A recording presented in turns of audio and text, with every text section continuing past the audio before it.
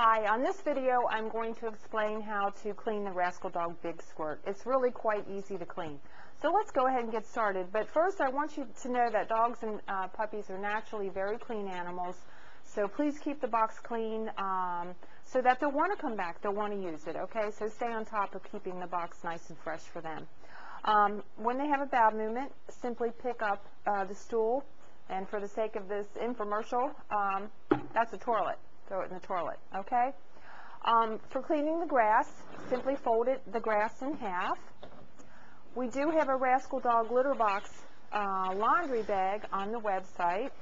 You can either purchase the laundry bag or you can use a king-size pillowcase. If you do use a pillowcase, make sure that you knot it very close at the top. If you use the laundry bag, go ahead, take the grass, fold it in half, put it in the bag. And there's a drawstring. Pull that nice and tight as you can. Slide down the bead, there's a bead, and then do a slip knot around it. And that's now ready to go into the washing machine. You can wash your grass twice a week. Feel free to rinse it in between washings if you'd like. You can use regular detergent. You can add a 1/4 cup of bleach, 1/4 cup of baking soda. The grass piece must be air dried. People ask me all the time, Tricia, can it go in the dryer? It cannot. It must be air dried. Okay? So let's continue on with the rest of the box. When you disassemble the sides, make sure you lift the sides straight out. They have to be kept pretty much in this position, okay? Don't try to bend them or anything like that, because these little notches on the back may crack. So make sure you maintain this position, okay?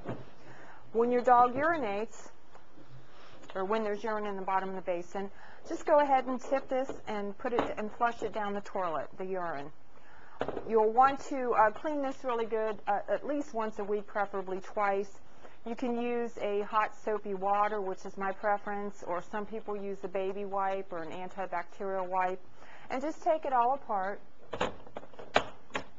and just give it a real good washing. We were very particular on the plastic that we chose on for this. It's a very non-porous plastic, so it really is going to inhibit the growth of bacteria and odors and so forth. So we were very selective on that. So after you have it all cleaned up, snap it all back into place.